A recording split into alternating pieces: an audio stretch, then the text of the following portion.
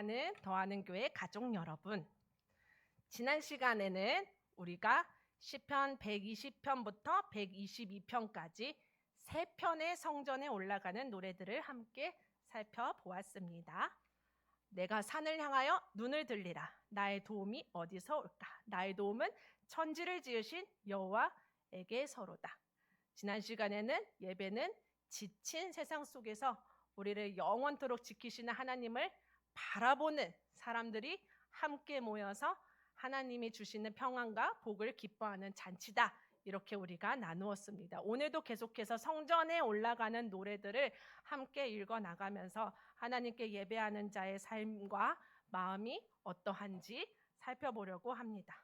오늘은 시편 129편, 130편, 131편을 나누려고 하는데 그 중에서 읽는 것은 130편과 131편 두 편만 이어서 함께 교독하도록 하겠습니다.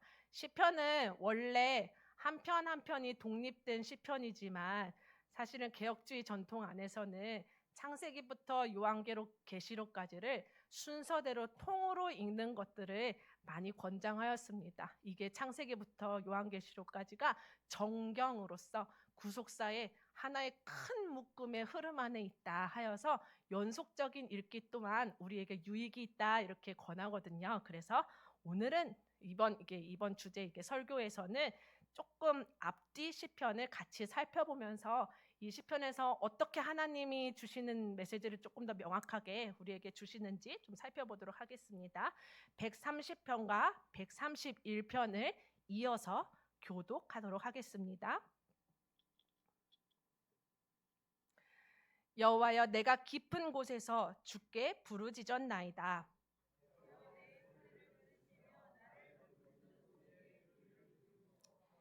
여호와여, 주께서 죄악을 지켜보실진데 주여 누가 서리이까?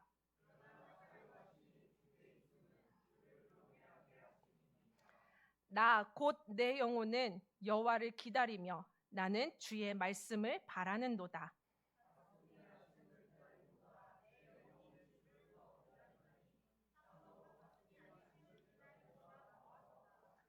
이스라엘아, 여호와를 바랄지어다. 여호와께서는 인자하심과 풍성한 속량이 있음이라. 이어서 읽겠습니다.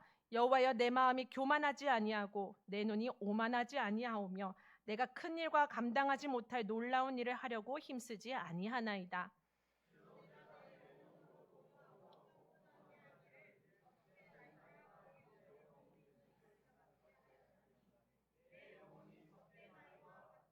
우리 함께 읽도록 하겠습니다. 이스라엘아, 지금부터 영원까지 여호와를 바랄지어다. 아멘. 지난달에 저는 인터넷으로 이제 기사를 보면서 국민일보 기사는 매일 좀 챙겨보려고 좀 노력을 합니다. 네, 국민일보에서 한 대학병원 신경과 교수가 쓴 답을 못 찾는 시간을 견디는 법이라는 제목의 칼럼을 읽게 되었습니다. 내용을 조금 이렇게 잘라서 가지고 와봤습니다. 내용은 이렇습니다. AI 시대에 우리는 점점 빠른 답에 익숙해지고 있습니다. 궁금한 것이 생기면 몇 초 만에 답을 찾을 수 있고 원하는 정보는 언제든지 검색할 수 있습니다. 심지어 알고리즘은 우리가 무엇을 좋아할지, 무엇을 원할지 미리 알고 제공합니다. 우리는 그 어느 때보다 빠르게 답을 얻을 수 있는 시대를 살고 있습니다. 반면에 답을 찾지 못하는 시간을 견디는 힘은 점점 약해지고 있는 것 같습니다. 생각해보면 인생에서 중요한 문제일수록 쉽게 답할 수가 없습니다. 어떤 직업을 선택해야 하는지, 누구와 함께 살아야 하는지, 무엇이 행복한 삶인지에 대한 질문에는 정답이 없습니다. 그럼에도 우리는 점점 더 빠른 정답을 기대하고 답이 보이지 않을 때 불안해합니다. 기술의 발달은 인간의 불확실성을 줄이는데 큰 역할을 했지만 우리가 겪는 문제의 불확실성이 줄어드는 것만큼 이 불확실성을 받아들이는 능력도 함께 줄어들고 있기 때문에 우리는 여전히 불안함을 느끼며 살아갈 수밖에 없습니다. 불확실성은 완전히 제거할 수가 없습니다. 그러나 불확실성을 견디는 능력이 약하다면 사람들은 쉽게 극단적으로 잘못된 주장에 끌리게 됩니다. 성숙한 사회란 모든 문제에 답을 가진 사회가 아니라 답이 없는 문제와 함께 살아갈 수 있는 사회인지도 모릅니다. 라는 글이 실린 것을 읽었습니다. 역사상 가장 빠르고 강력한 기술의 시대를 살면서 가장 불안해하는 시대를 살아가는 우리에게 조금 생각해 볼 거리를 주는 것 같습니다. 이러한 사회 현상은 교회 안에 있는 성도들에게도, 성도들의 신앙에도 영향을 미치고 있습니다. AI의 즉답에 익숙해진 우리 성도들은 인생이라는 여러 고난 속에서 풀리지 않는 질문 속에 하나님 앞에 머물며 견디는 것들을 할 힘이 없습니다. 신앙은 하나님에 대한 정보를 빠르게 습득하는 것으로 세워지지가 않습니다. 지겹고도 긴 훈련을 통과하며 인생이라는 시간 속에서 만나는 하나님 앞에 세워지는 것입니다. 이렇게 시편 129편은 오늘날의 우리와 같이 이스라엘의 아주 오랜 고통을 호소하고 있습니다. 129편을 눈으로 함께 좀 따라가면서 읽도록 하겠습니다. 129편 1편 보면은 이스라엘이 말하기를 그들이 내가 어릴 때부터 여러 번 나를 괴롭혔다고 말합니다. 이스라엘이라는 나라는 생기면서부터 그 나라의 역사는 한마디로 순환의 연속이었습니다. 고난이 없었던 시대를 찾기가 어렵습니다. 시인은 그 고난을 아주 가슴 아픈 비유로 표현합니다. 3절을 보시면 밭 가는 자들이 내 등을 갈아 그 고랑을 길게 지었도다 이렇게 표현을 해요. 농사를 지을 때 농부들이 소를 사용해서 밭을 갈게 하죠. 그래서 농부들은 자신이 이제 많은 곡식을 수확하기 위해서 밭을 가는 소의 등을 채찍이나 막대기로 이렇게 때리면서 농사를 짓습니다. 그러면 소들의 등에 상처가 생기겠죠. 마치 밭에 고랑이 이렇게 갈리는 것처럼 말입니다. 시인은 바로 그 모습을 떠올리면서 이스라엘 백성들이 그 소와 같다고 비유합니다. 이스라엘 백성의 등을 갈아서 그 고랑을 길게 지었다고 표현을 하고 있으니 이렇게 짐승과 같이 학대받은 이스라엘 백성들의 고난이 그만큼 길다고 시인은 표현하고 있는 것입니다. 129편은 끝까지 이스라엘의 이 고난에 대해서 답을 주지는 않습니다. 그렇지만 그들을 괴롭히는 원수들의 삶이 결코 세워지지 않을 것이고 성공적인 삶이 될 수 없다고 결론을 말해주고 있습니다.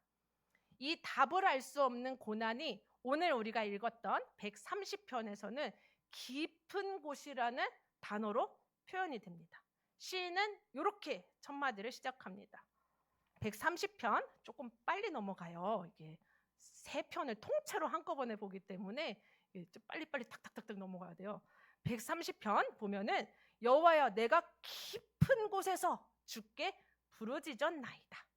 이 깊은 곳은 히브리어로 찾아봤어요. 마아마킴이라고 하는데 이거는 가장 깊고 먼 부분이다라는 원어적인 뜻이 있습니다. 가장 깊고 먼 곳에 왜 떨어져 있으니까 혼자 힘으로 빠져나올 수도 없고 도움의 손길조차 받을 수가 없는 단절된 깊은 곳입니다. 모든 희망이 사라졌고 사방을 보아도 빛 한 줄기 없는 어둠뿐입니다. 이곳에서 시인은 하나님께 부르짖습니다. 이 시를 읽을 때 사람들이 종종 생각하기를 이 시인이 깊은 곳에 빠지게 된 것은 죄 때문이다. 사람이 죄 때문에 우리의 인생이 이렇게 깊은 곳으로 빠져서 살게 된다. 맞는 소리기도 한데 근데 여기서는 꼭 그런 것만은 아닌 것 같아요. 또 이렇게 130편을 읽을 때 그렇게 생각하는 이유가 3절에 보면은 여호와여 주께서 죄악을 지켜보실진데 주여 누가 서리일까 이렇게 죄악이라고 이렇게 연결지어서 나오는 것 같아요. 그러니까 깊은 곳 하니까 죄악 때문에 깊은 곳에 빠졌어. 이렇게 좀 연결지어서 생각하는 것 같아요. 그런데 이 3절에 지켜보신다는 것은 만약에 하나님께서 우리의 죄를 이렇게 지켜보시는 것처럼 하나하나 세고 있으시다면 과연 누가 그 하나님 앞에 설 수 있겠습니까?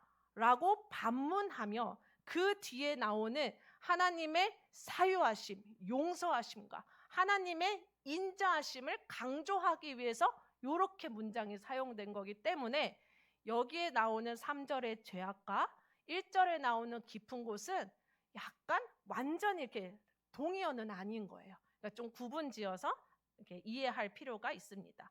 그렇기 때문에 이 시인이 지금 내가 죄를 많이 지어서 이 깊은 곳에 빠졌구나 라고 탄식하고 있는 그런 느낌은 아니라는 거죠. 스펄전 목사님은 이렇게 설교를 했습니다. 참된 성도가 항상 높은 평화의 고원에서 행복하게 산다고 생각한다면 우리는 크게 잘못 알고 있는 것이다. 성도들에게는 오를 때도 있고 내려갈 때도 있다. 낮이 있고 밤이 있다. 여름이 있고 겨울이 있다. 당신이 살아있는 하나님의 자녀라면 많은 변화와 변주가 있을 것을 기대하라. 이렇게 이야기를 합니다. 구원받은 성도라고 해서 항상 평탄한 삶을 사는 것은 아닙니다. 항상 높은 곳에 사는 사람들이 성도는 아닙니다. 때로는 골짜기로 내려가기도 하고 깊은 물속으로 바닷속으로 빠지기도 합니다. 마틴 루터 또한 성도가 겪는 고난에 대해서 이렇게 말했습니다. 참으로 이것, 깊은 고난, 이러한 것들을 느끼고 경험하지 못한 사람은 이런 사람 외에는 그런 감정, 이 고난을 이해할 수가 없다 하면서 성도의 고난이 있음을 이야기를 하고 있어요. 그리고 이거는 겪어보지 않은 사람은 이 고통을 이해할 수 없다. 이렇게 공감하고 있다는 것입니다. 이처럼 성도가 겪는 고난은 실제로 있고 또한 너무나도 길고 깊고 고통스럽다는 것입니다. 십자가의 부활과 능력으로 우리는 구원을 받았습니다. 그렇지만 우리 또한 이런 고난의 연속 가운데 있는 것 같습니다.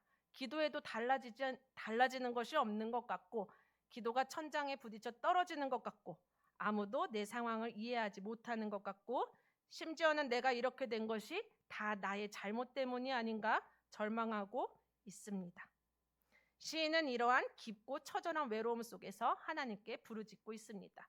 살려달라고 꺼내달라고 외칩니다. 그 소리는 나의 고난의 깊이를 거뜬히 뛰어넘어 높으신 하나님께 반드시 들릴 줄을 믿습니다.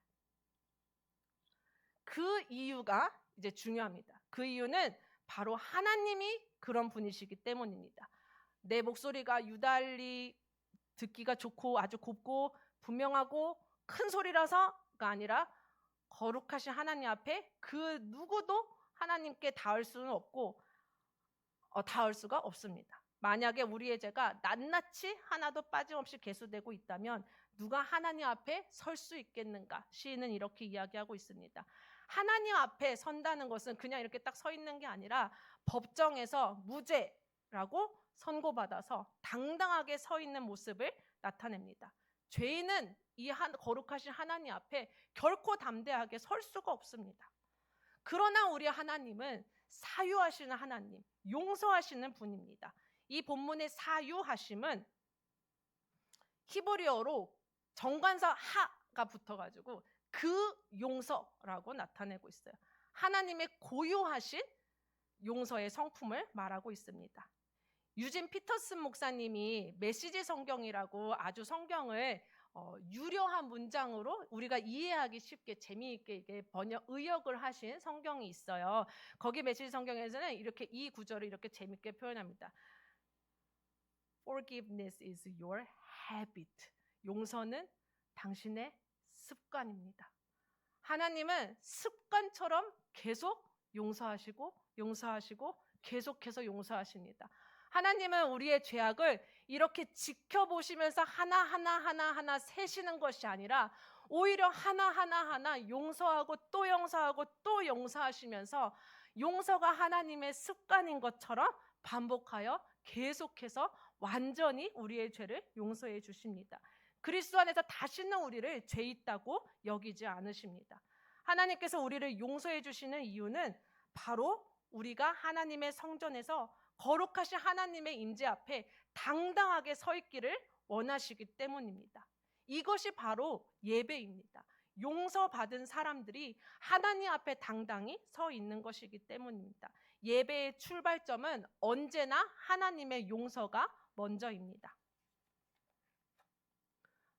우리는 너무 쉽게 자주 용서받아서 아무렇지도 않게 이 예배의 자리에 나오기 때문에 하나님의 용서를 너무 가볍게, 우리의 죄 또한 너무 가볍게 여기고는 합니다. 그러나 하나님의 용서는 오늘 우리가 11시 예배 때 말씀을 나누었던 것처럼 본질상 진노의 자녀이고 아무것도 하나님의 의롭다 하시는 것이 없는데 예수님께서 값없이 우리의 죄를 속량하신 것입니다. 죽음의 값을 물으신 것입니다. 우리가 죽음의 심판대 앞에 처형을 기다리고 있는 처지였던 우리의 그 자리에 아들을 묶어 놓으시고 그 죄의 형벌을 아들에게 지게 하신 값입니다. 하나님께서는 우리를 너무 큰 값을 치르고 용서하셨습니다. 그 값의 무게를 아는 자들은 하나님을 경외하게 됩니다. 절대로 그 하나님의 사랑을 가볍게 여기거나 함부로 여기지 못하게 됩니다. 너무 큰 사랑 앞에서 떨리는 마음으로 서 있는 것이 바로 이 사랑에 근거한 경외함입니다. 베드로가 처음 예수님을 만났을 때 깊은 곳에 가서 그물을 던지라는 예수님의 말씀에 순종하여서 어마어마하게 많은 양의 물고기를 잡았어요. 그 예수님의 만남 가운데서 베드로는 이렇게 엎드려서 말합니다. 주여, 나를 떠나소서. 나는 죄인이로소이다. 바다와 물고기를 다스리시고 우리를 공급하고 먹이시는 창조주이신 하나님, 그 예수님을 만남, 그 임재 앞에서 죄인임을 고백할 수밖에 없는 것입니다.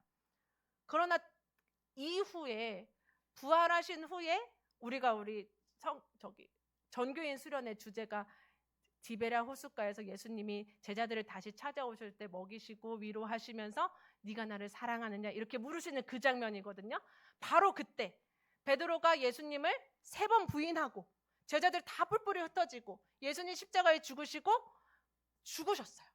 그 다음에 부활하시고 그때 제자들은 이제 살 길을 찾아서 다시 고기를 잡으러 다니면서 이제 예수님이 없구나 하고 자포자기했던 그 순간이었던 거예요. 그때 베드로에게 다시 찾아오셔서 이렇게 말씀하시는 거예요. 내가 나를 사랑하느냐?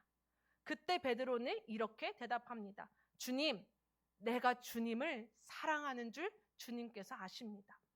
주님을 배반하고 죄책감에 사로잡혀 있던 베드로가 아무 일도 없었다는 듯이 이전과 같이 나에게 찾아와 주시고 근심 가득한 나의 삶을 고쳐주시고 친히 먹여주시고 위로하시는 이 한량없는 주님의 용서하심에 경외함으로 두려움으로 떨리는 마음으로 주님, 내가 주님을 사랑합니다 라고 고백하는 것입니다. 하나님 앞에서 용서를 경험한 사람만이 이러한 경외를 알고 고백하게 됩니다. 그러므로 지금 깊은 곳에 빠져 여호와께 부르짖고 있는 사람이라면 시인과 같이 여호와를 기다리고 기다려야 됩니다. 이 시에서 이제 130편 5절 이하를 보시면은 기다리며 기다림보다 기다리나니 기다림보다 더하도다. 기다림이 엄청 많이 반복되어 있어요. 마치 파수꾼이 아침을 기다리는 것보다 더 여호와를 기다린다고 표현하고 있습니다. 파수꾼은 밤에 성벽을 지키는 자입니다. 지키는 중에는 아무리 졸려도 밤이 끝날 때까지 잠을 잘 수가 없습니다. 길고 언제 적군이 쳐들어올지 모르고 짐승들이 올지도 모르고 내 임무가 막중하고 두려운 밤이지만 파수꾼에게는 한 가지 확신이 있습니다. 절대 변하지 않는 한 가지 사실이 있는데 반드시 아침이 온다 라는 사실이에요.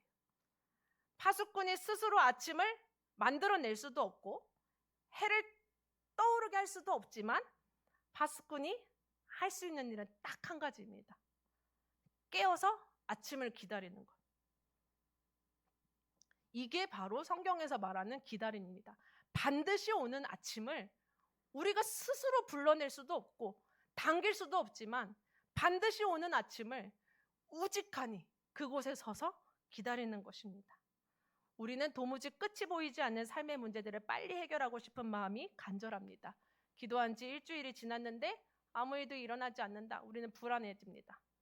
조금만 더 지나면 이제 낙심하게 됩니다. 시험에 들게 됩니다. 오히려 상황이 나아지기는커녕 더 어려워지고 있다. 그럼 하나님이 나를 잊으신 건 아닌가? 하나님이 내 기도는 안 들어주시는가 보다. 이 기도 제목은 하나님이 응답을 안 해주시는가 보다. 이건 하나님의 뜻이 아닌가 보다. 하나님, 파수꾼은 그렇게 생각하지 않습니다. 반드시 아침이 온다. 그리고 딱 서서 기다리는 것입니다. 하나님께는 인자하심과 풍성한 속량이 있습니다. 인자는 우리가 룻기에서 계속 살펴봤던 잘 아는 헤세드입니다. 단순히 친절한 마음, 호의를 베푸는 행동 이런 것이 아니라 약속을 끝까지 지키는 신실한 사랑, 책임 있는 사랑을 이야기를 합니다. 포기하지 않는 사랑입니다. 우리가 기다릴 수 있는 것은 반드시 오는 아침처럼 어김없이 우리에게 베푸시는 하나님의 헤세드 때문입니다.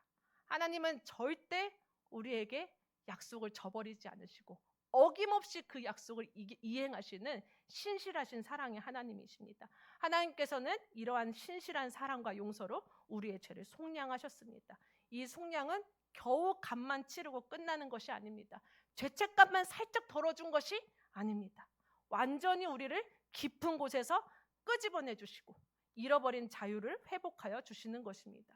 구원은 단지 형벌만 면하게 하는 것이 아니라 구원의 감격과 기쁨 속에서 하나님 앞에서 이 떨리는 감격으로 완전히 새로운 삶을 살아가는 것입니다.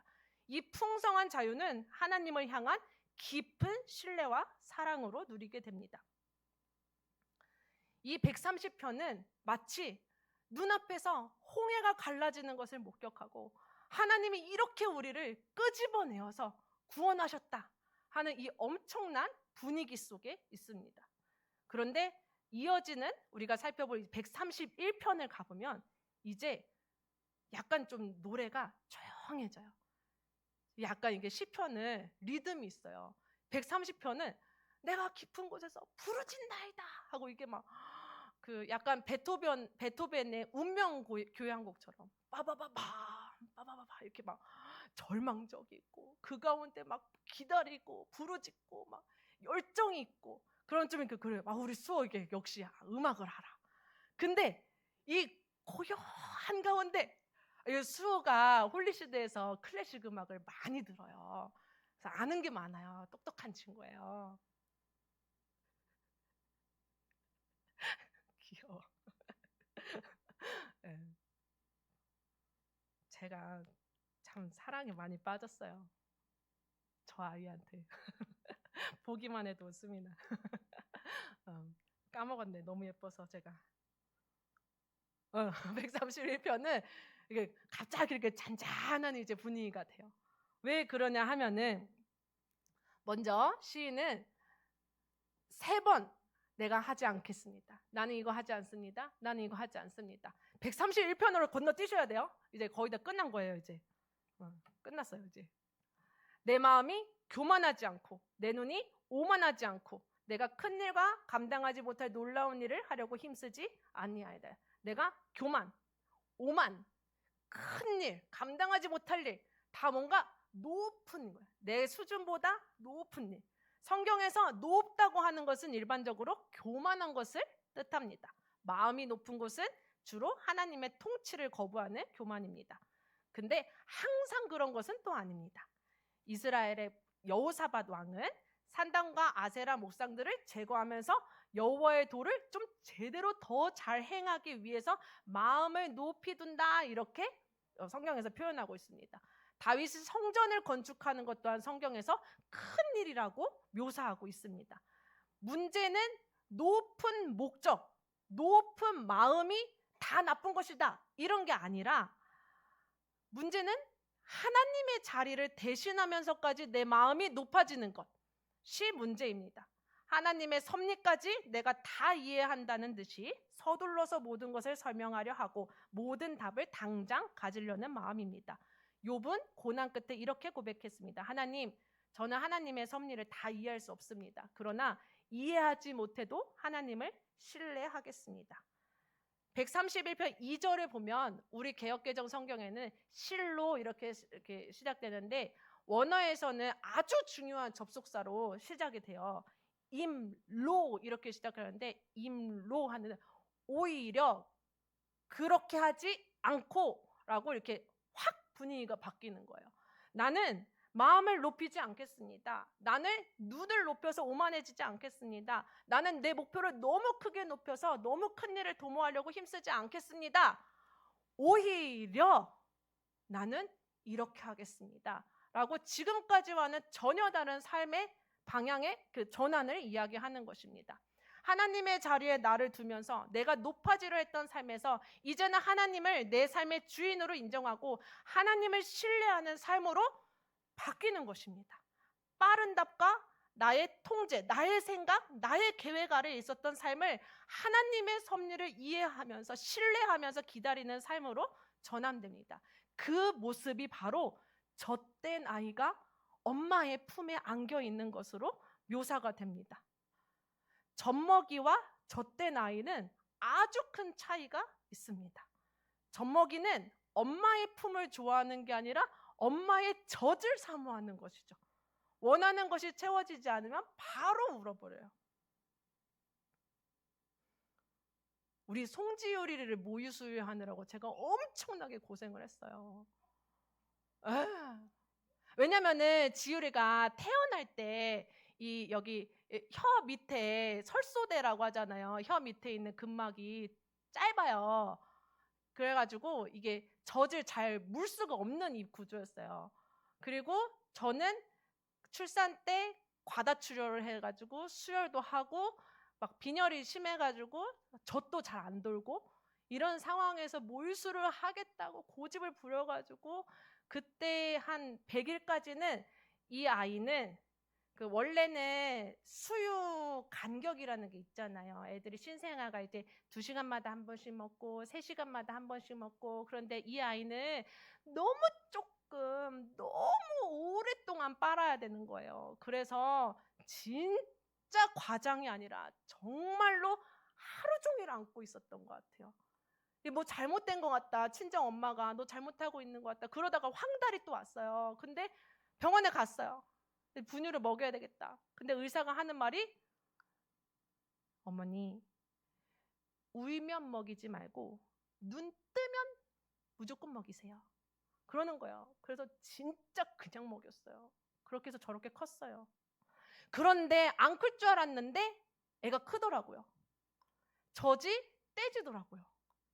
그게 위가 커지면서 이제 먹는 양이 많아지고 엄마도 모유양이 많아지고 이게 딱 맞아지는 거예요.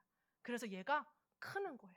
그리고 이제 이유식을 먹기 시작하고 단단한 음식을 먹기 시작하면서 이제 젖된 아이가 되는데 그 젖된 아이는 무조건 내가 원할 때마다 그냥 울어 제끼는 게 아니라 엄마가 나에게 가장 필요한 때에 가장 필요한 것을 적절하게 공급해 주는 것을 신뢰하는 거예요.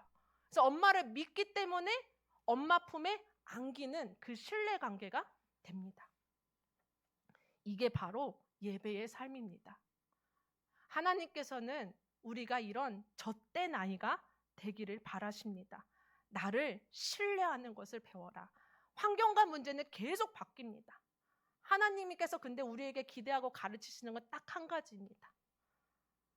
조금만 배고프면 원망하고 조금만 목마르면 불평하고 하는 게 아니라 끈질기게 하나님께서 우리와 함께 하시는 그 하나님의 신뢰를 하나님의 신실하신 사랑을 믿는 것입니다.